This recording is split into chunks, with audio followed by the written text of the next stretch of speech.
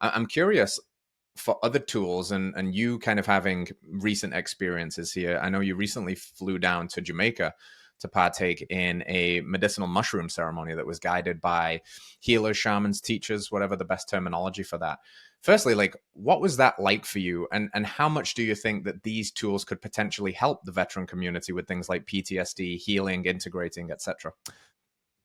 I think it's incredible, man. I think it's life changing. I think in 5 years, hopefully this will be way more mainstream.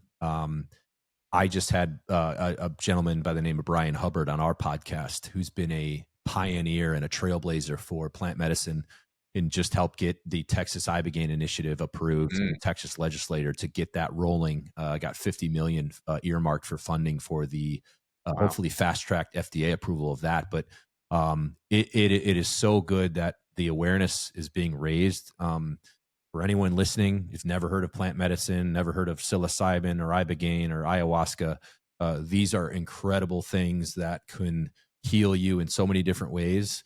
I went down there to Jamaica with 9 other SEALs, and we were down there for 6 days, did 2 psilocybin journeys. We call them hero doses. So a pretty big dose. And some of the experiences can be very unpleasant, but it allows you to access a part of your subconscious that has been buried under layers and layers and layers, and allow you to rewire some thought patterns. Even things like addiction, PTSD, at the physiological level, there's things happening in the actual brain. Right. It's not just all woo-woo stuff. There's actually like a physiological component that, a neurologist could better explain than me. That can heal things, and you reset some of your dopamine receptors, and for those that with addiction, getting rid of that desire to take heroin or all these other things that you can't get out of in most cases unless there's that hard reset or intervention. So it's incredible, man. We here at Born Primitive are trying to help contribute to that awareness, and use our platform to advance it even further. And I just can't say enough good things about it. Hopefully it'll be a mainstay. And I think, man, had this been mainstream 15 years ago, there'd be a lot less suicides, and a lot of lives would have been saved. And it's unfortunate because I think, Big Pharma, you got to look out for them. They created an opioid pandemic. They made a lot of money off of that. And then, I would imagine behind the scenes, they're hoping that this cure gets stalled. And guess what? As soon as it becomes mainstream, they're going to shift seats and they're going to be the ones making it.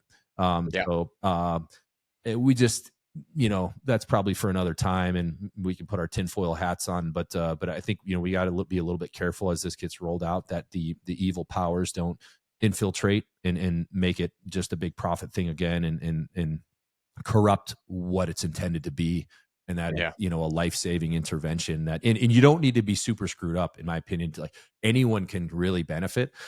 Just be ready, because you're gonna get some insights into some things that maybe you've been subconsciously blocking out for a while. And you cannot lie to the psilocybin. It will bring the truth out real quick.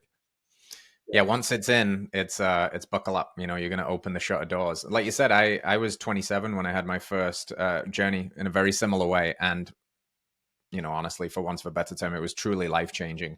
And I didn't go in, quote unquote, too screwed up, or at least I wasn't aware that I was so screwed up, I should say, until you get shown things in this new perspective. And for me, it shook the snow globe of my mind in so many different ways. It was the first moment up until that point in my life where I realized a lot of the beliefs that I was clinging to as a life raft, they weren't even mine. I'd just been enculturated. I'd been given them labels that I'd been handed. And that just happens, it's like we're given a name as soon as we're born, and then we're given a religion, and we're given a country, all of these things. And then all of a sudden you have this wide expanse of like, oh, there's so much more agency that I have than I believed. And things that are no longer serving me, I can let go. I can rework in real time. I can heal. I've got a whole new perspective shift on what the world is, and why it exists, and what I can do in it. And that is just, like you said, it's profoundly, profoundly powerful. What would you say was your biggest takeaway from that experience? Ooh, it's a tough one, man. There were so many lessons that came out of it. Definitely strengthened my faith. I think that would be one. I think I had a strong faith going in. That's something the last couple of years I've really worked on and built that. But man, I mean, I had a divine Yeah. intervention during my first journey Yeah. that was I can't even explain it, how surreal and how incredible that was. It was very bad during the moment, but also in a way, uh, I met God basically. Hmm. Literally there, and the music changed, and the light got brighter, and all these other things happened. That was not a coincidence. So Yeah. it reaffirmed my belief in a higher power, and that's very common, as you know, with these journeys. There's people that aren't religious at all, and they get out of that and they say, "Man, there is a higher power," because I just Yes. met it. You know what I mean? I felt it. It became a part of me.